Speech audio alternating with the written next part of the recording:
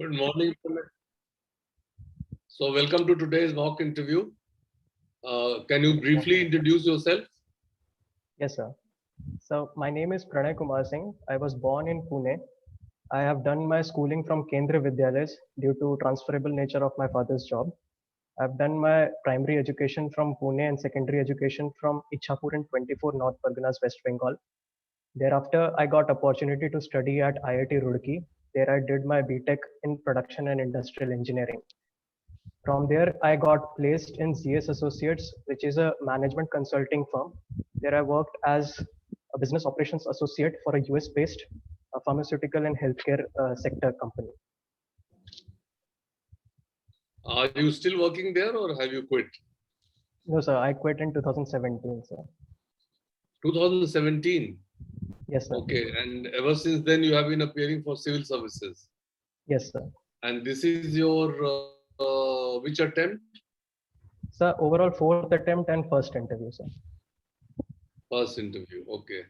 I also noticed that you have many achievements in the field of engineering from your DAF, and you could have very well pursued your career in engineering also.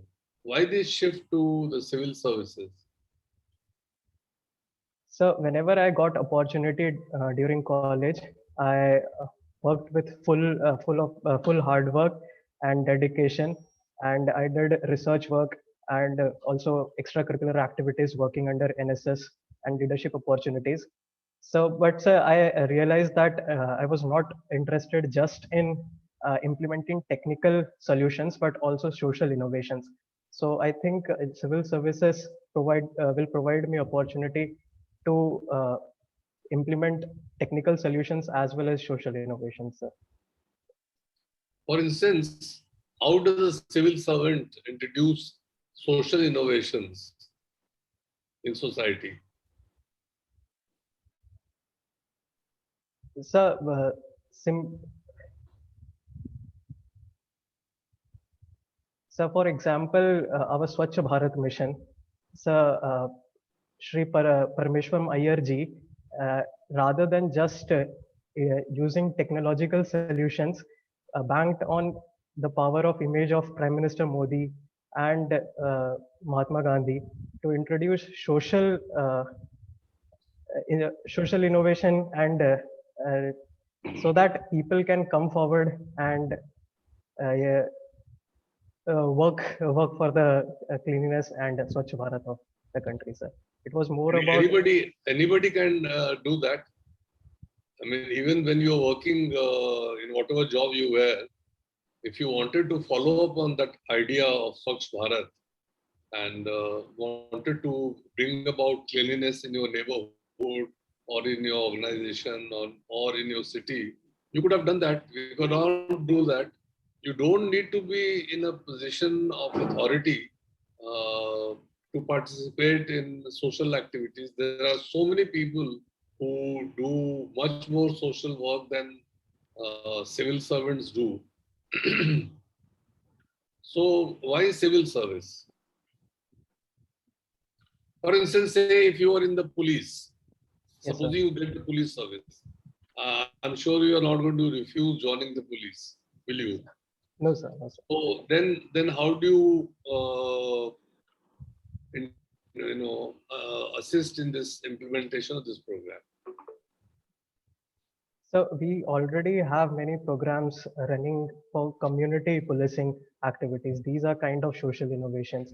So other than that, so technological solutions like I have studied in industrial engineering, statistical quality control. So we can have the number of crimes that are happening in one particular region, and if they are fitting into the Six Sigma uh, threshold or not, and we will classify those regions which are not following and increase the policing and other solutions in those areas, surveillance related, sir. So the mix of technology and social innovation can can improve the policing and improve the trust of community in police, sir. Okay, let me not stretch this point too far. Do you think this is a good trend that train engineers and engineers who have studied at IITs. They have followed up their engineering degrees from Indian Institute of Management, and such talents uh, are leaving their specialized areas and shifting to civil services. Is this a good trend for the country? So I think there are a number of people who are still in the technical field. In my batch, sir, if I say there is less than 10% of people who went away from the technical field, be it management or in civil services. So we need all type of people working in civil services and other sectors also in management, so that cross collaboration can be established, sir. What do you understand by cross collaboration? So cross collaboration if in academic field we say a geographer collaborating with a production and industrial engineer, so that we have the locational aspects involved in the uh, facility planning and in resource management with respect to labor of the region, as well as quality management of the area. Also, we can include the social aspects of a community into the working of the overall organization. So this can be one of the examples. Okay, have you heard of Brexit? Yes, sir. What exactly is Brexit? So Britain exiting the European Union is called the Brexit. It happened in 2016. Referendum was carried out, and just a just majority of the British voters voted in favor of exiting the European Union. Sir. No, that is all right. But what are its implications? So the implication is in terms of United Kingdom taking its own decision with respect to trade. Like earlier, EU was having trade deals with India, but now UK will negotiate trade deals with India. Other than that, yeah, UK will be a trade partner of EU as a whole, and movement of people is one of the other aspect of Brexit. So there will be restriction of movement of people from EU countries and UK. No, you have to give me 3 positives for Britain and 3 negatives that Brexit has caused it. On the positive side, so first there will be policy independence for Britain to do trade deals with any countries they want. Second, they will not have to be part of any bailing out. Like in case of Greece, EU was bailing out Greece out of the economic slump. The third positive, in terms of people feeling that they have the control over what their policies are, they can put their governments responsible for the socio-economic development and the other policies. The negatives can be in terms of market size. EU as a whole with UK had a much greater bargaining power in terms of having trade contracts. Second negative, EU and the West world as a whole is seeing in a bad light that they are disintegrating and there is a loss of cooperation between the Western countries. And so third negative, the whole of the image as EU as one and people going from one place to another, freedom of movement, freedom of employment, this gets restricted in some ways. Okay. Mr. Rai? Thank you, sir. You are also associated, or somehow some links can be drawn with Bhagalpur, with Bihar. Yes, sir. Have you forgotten, or you still remember? Even if you forget Bihar, Bihar will not forget you. So let me put some questions to you on Bihar, as there is a likelihood that from the DAF, the members of the board, they may pick up some and see what you know about Bihar. Okay, very general questions. Which river is the sorrow of Bihar? The Kosi River, sir. See, very good. In which direction does the Ganga flow in Bihar? This will be a tricky one. So from where I come, Sultanganj, it is said it is Uttar Vahini Ganga. So while the general direction is from west to east, there are places where it is also flowing in the Yes, northern direction. Uttarayani. Yes, sir. Okay. Can you name some universities in Bihar? Sir, there is Patna University, there is Bhagalpur University, Muzaffarpur University, and But other you than haven't that, sir, mentioned any central university in Bihar. Which are the central universities in Bihar? so the central universities, there is IIT Patna, NIT Patna, Triple IT Bhagalpur. Okay. There is one university in Bhagalpur as well, named after a famous freedom fighter. Do you know the name of that, of the freedom fighter, and the name of the university? So the Tilka Manjhi University, sir. Tilka Manjhi, yes, very good. What is the GPS coordinate of Bihar or Bhagalpur or Bihar? So sorry, sir, I don't know, sir. Okay, doesn't matter. Yeah, let's go. You have said in your hobby jump roping. Is that the same as skipping? Yes, sir. So in practice, it is skipping, but at international level, it is called jump roping, and there are jump roping federations internationally and in India also that are involved in in that competition. There are different. Is it also one of the sports in the Olympics? No. No, sir. So it is No. not listed Okay. in Olympics. Now, can you tell me, National Honor Act,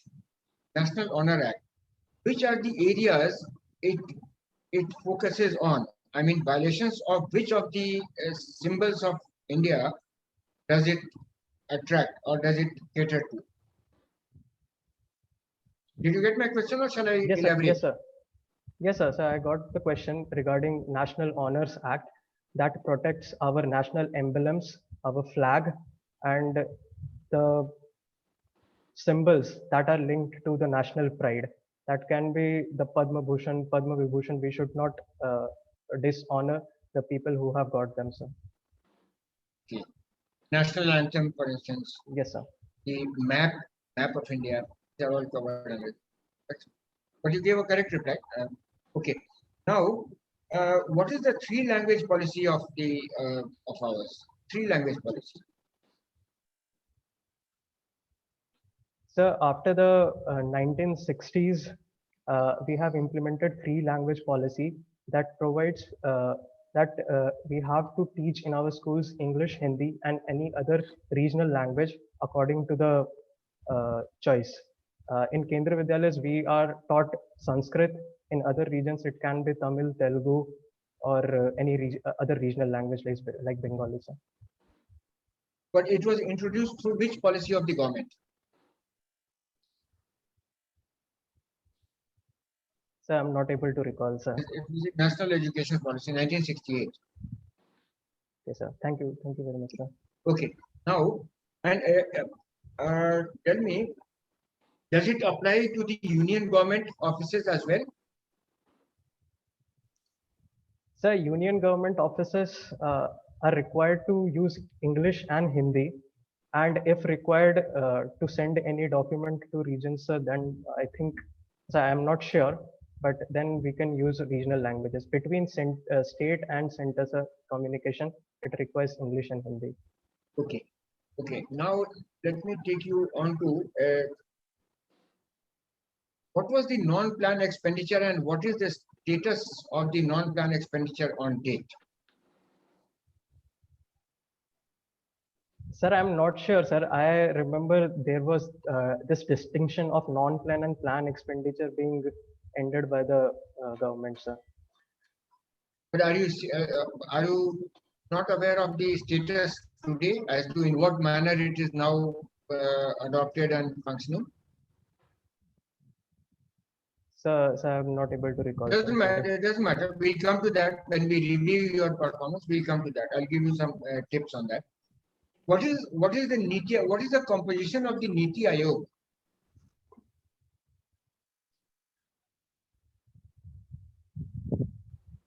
So at the head, there is Prime Minister, who is the chairman. And below that, we have vice chairman, who is selected by the central government. And we do have representations from the state governments also. Okay. Tell me, Pranav, in the different models and theories in human geography that you have studied, what is the distinction in the Malthusian and Marxian theory?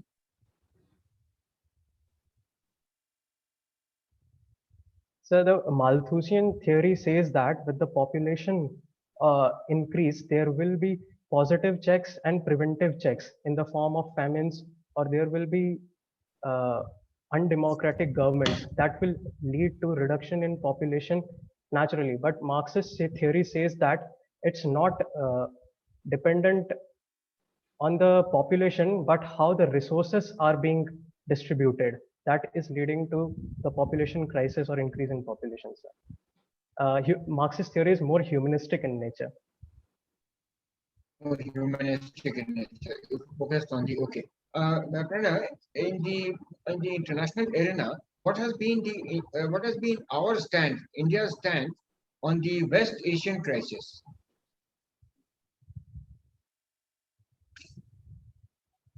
So India has been a balancing power and not getting into the bilateral tensions that is happening in the West Asia. India has good relations with Saudi Arabia as well as Israel and Iran. So we are balancing our choices and not putting our all eggs in one basket, sir, in West Asia. My last question to you: you came from the private and is seeking to get into the government. What are your expectations? I mean, what have you heard as a ringside player? What have you heard and what are your expectations that you will get in the government sector, which you have missed out on the private sector? So there are a number of things that I have heard, and I believe I will get opportunity in those areas. The first is leadership opportunity at a very young age.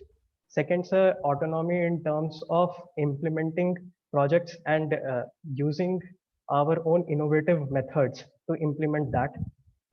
So third is with respect to working at ground level, implementing solutions at ground level, which is missing in the private sector. My last question, and be very brief. I know you can handle it very briefly. Uh, your journey towards the civil services, right from the time you wish to take, I mean, from the school days or whatever, up to the day that you reach the civil services, what has been your, your areas of strength that the board should keep in view while recommending to the government that you should be taken in? So the strengths I believe I showed during this journey, first is the perseverance. I draw inspiration from my past failures and successes, how I have made those failures into successes. As this is my fourth attempt, still I was able to give my best. Many of my friends who started with me left for something else. So second is patience, perseverance along with patience to keep doing what I'm doing every day. So third is flexibility. As I was earlier with my parents in Pune, then we got shifted in West Bengal. Sometimes there is issue in continuity. There are family issues also involved, sir. So I was able to manage that and kept my rhythm going, sir. So these strengths, I think, board should remember, sir. You mentioned the name of Mr. Parmeshwaran Iyer. Yes, sir. Okay. To which service did he belong? Sir, he was earlier IS, but he left in 2007 and then again came to India in 2016 and handled the Swachh Bharat mission. And what was his batch and what was his cadre? Since you mentioned his name, I would like to ask you this. Sir, if I remember, it's the cadre is 1981. But sir, I don't. Sir, sorry, the year is 1981. But sir, I don't remember the cadre. Sir. Very good. Arvind Mohan Saab. Yes. Good morning, Pranay. Good morning, sir. Very good morning. So you work for this ZS Associates as Business Operation Associate. Yes, So sir. tell me something about this company and your role in that. So the company is a global leader in pharmaceutical and healthcare consulting and manages portfolios of companies like AstraZeneca, Pfizer, Sanofi, etc. My work there was as a data analyst, and I worked for a company which was the competitor of Botox. I was involved in data-driven decision and suggesting related to sales forecasting and goal setting, targeting, and developing incentive compensation structure for the company's sales reps, and also managed other ad hoc services they needed, ad hoc requests they wanted. Sir. Right. But I don't think the work that you were doing there was a part of your curriculum in this BTech production and industrial engineering.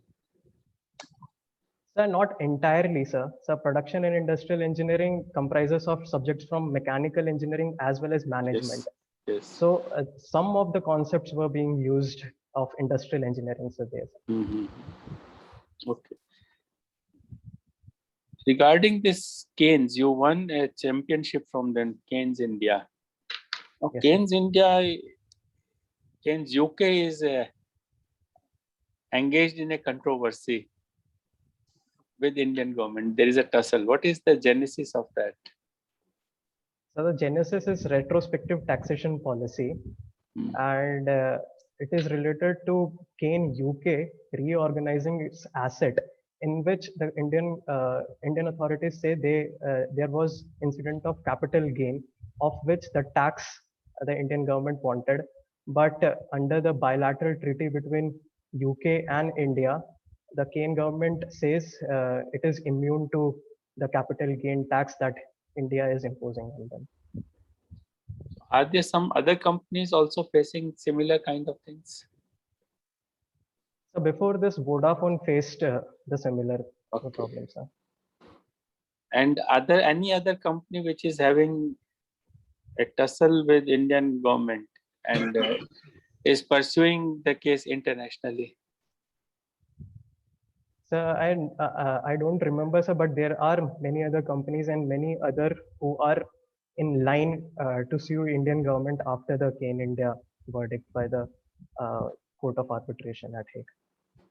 Was it proper for Indian government to introduce this kind of taxation and then take the coercive actions to recover that?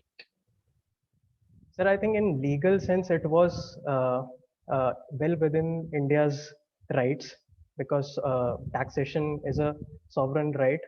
But sir, in the international scenario and long-term scenario, we want to project India as a flexible country and ease of doing business in India. So, sir, in long term, this may not be the best strategy. We should highlight that our tax system is mature enough to handle these, and we should also not have let them to go to Court of Arbitration at Hague. We should have solved it inside the borders, sir. Okay. What stopped the Indian government from settling it? Sir, I think there could have been an issue of precedence. If India settled this case with Kane, Vodafone would have come up, or other companies would have wanted. And before this, we did not have the system of Vivad se Vishwas that has been introduced now. So with time, sir, taxation system is maturing, and sir, we will be able to handle these kind of issues. You also worked for development of a model village. So what were the things you were developing there in that model village? So our basic objective was to let the village have their own development plan, so that our primary of intervention was educating the youth in the area. We started with small children, then started educating the class 10th to 12th class students, and from there we were able to capture some youth leaders who came up and developed development plan for the village. They were also involved in some surveys related to quality of water and organized some events like Bhagedi Talent Search Examination on the name of the village Bhagedi. Sir. So in your view, what are the essential things which must be there that qualify a village to be called as a model village? So the primary thing in my view is it should be community-led initiative, anything that they are doing. They can be 100% open defecation free or 100% education of women or 100% registration of birth and death certificates. These all things can be a starting point for a model village development. But the first thing is it should be community-led, and we should empower the community to take whatever initiatives they want. Are you aware of any initiative by the government as such on developing model villages everywhere? So there is Sansad Adarsh Gram Yojana that is leading to a convergence of different schemes that is started by government. There is no financial incentive, but there is planning involved in how to utilize and capture the potential of different schemes for the development of villages. Now that since you are in West Bengal, why is political violence becoming a part of the political activity in West Bengal? So there is a long history of political violence in West Bengal, even before India's independence. But after independence, it started in 1970s with the rise of left movement and Naxalbari movement. And the second thing is somewhere the power transition is seen through this political violence. Third aspect is the left government introduced a party society system where the party functionaries were involved in the final delivery of services to the people of villages rather than the government officials. So somewhere the community got divided into parties rather than on caste or religious lines. So these things led to the political violence, and somewhere sir, there is issue of political ethics also involved. They are using extreme slogans and not denouncing such violences, sir. A little while ago, we were talking about Brexit. Now, almost every country is coming out with something like Brexit. America is saying America first, India is saying India first. So, but does it bode well for the world as a whole for growth of its economy? So yes, sir, there is a wave of nationalism growing around the world, and all our policies by all the countries are more looking inwards. This may be the effect of 2008 financial crisis, where many suffered, and globalization is not seen in best of the lights, sir. So people and the governments and the politicians are looking more towards nationalism and inward-looking policies for the socio-economic development. But sir, in long run, we will have to see how this bodes, because there is still socio-economic inequality around the world. This may not be in best interest of countries that are in developing and underdeveloped, though it may be good for the developed world. So the developed world should take leadership during this time and should not be involved in inward-looking policies. Rather, should develop policies that are beneficial to the developing and the underdeveloped world. Okay, thank you. Your interview is over. Now we'll start with the feedback. Thank you, sir. Okay, Pranay, overall, you impressed with your knowledge and handling of the some of the tricky questions. Now, some points that I would like to mention. Number one, on your delivery of the See, number one, too many times, sir is not required. I'm just giving this as a thought for you that you can keep that in, as an outsider or as somebody listening to you. This is what irks. So, sir, too many times. You start a sentence, that's all right. I mean, then you. So that is one. Then you are halting at times with okay, okay. Yes, So sir. why that is happening? Also, I put my mind why it is happening is that before you are answering a question, you're not giving it a pause.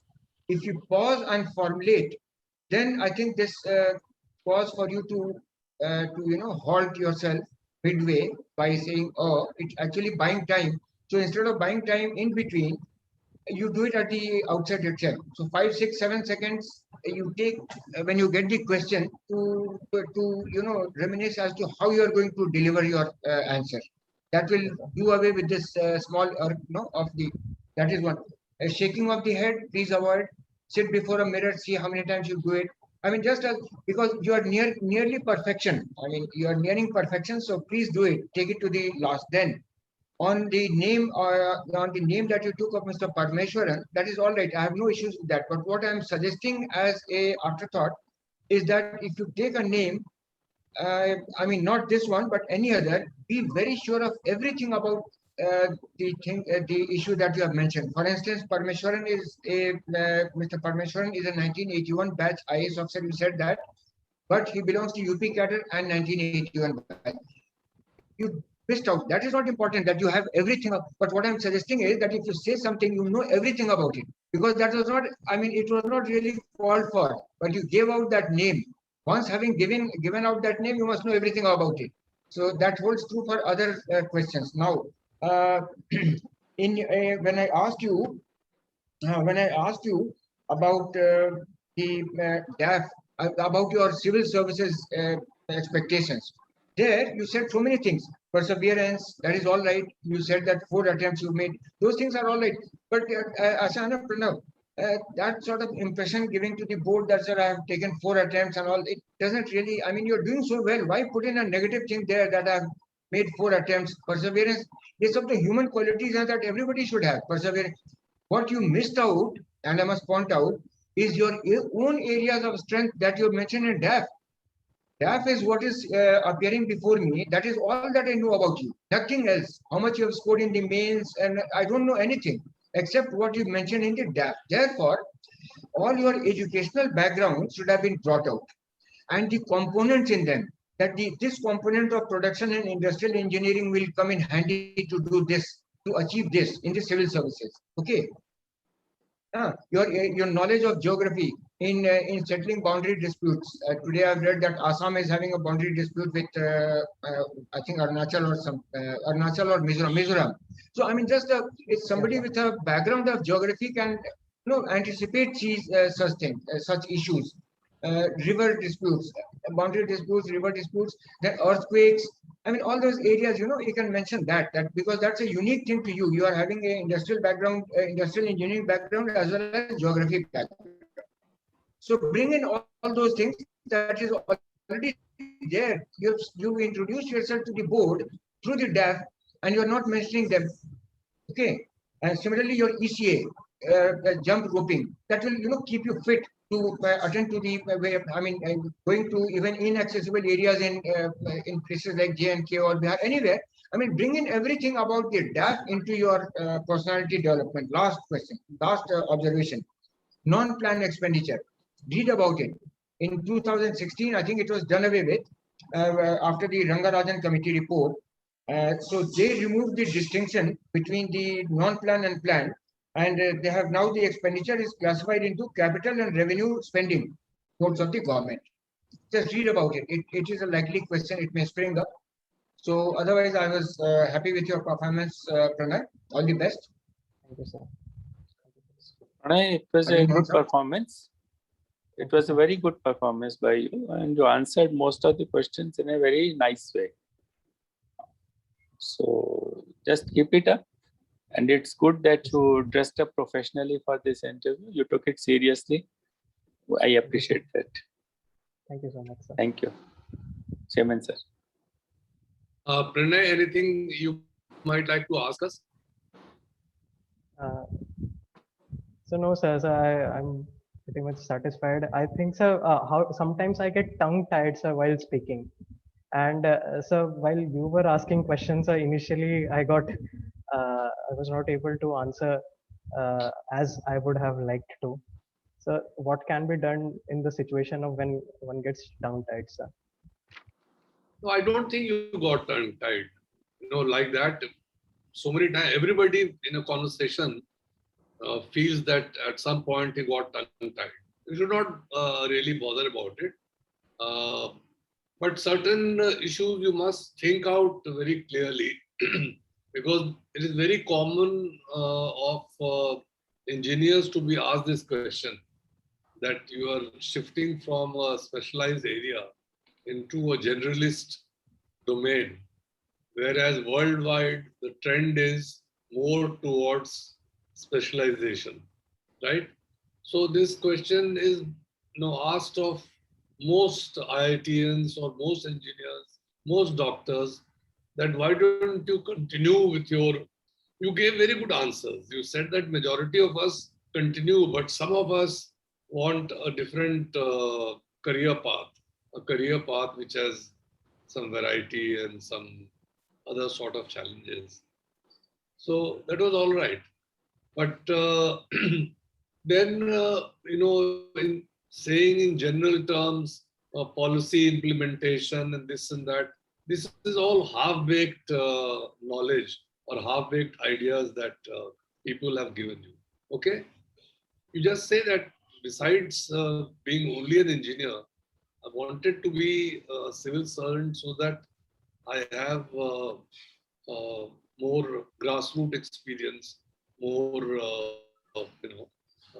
closer experience of my country, and I could participate in its development in ways more than one. So I'm not saying that this answer is the perfect answer. You think of your answer, but it should be something which sounds sincere and sounds genuine, right?